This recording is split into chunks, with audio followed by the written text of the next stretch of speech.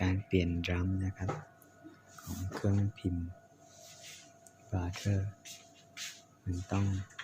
replace ดรัมวิธีการเปิด cover แล้วก็กดเคลียร์ค้างไว้แล้วก็กด yes ด้วยเครื่องหมายหนึ่งแล้วก็ปิดรอเรียบร้อยตอนนี้ก็ใช้งานได้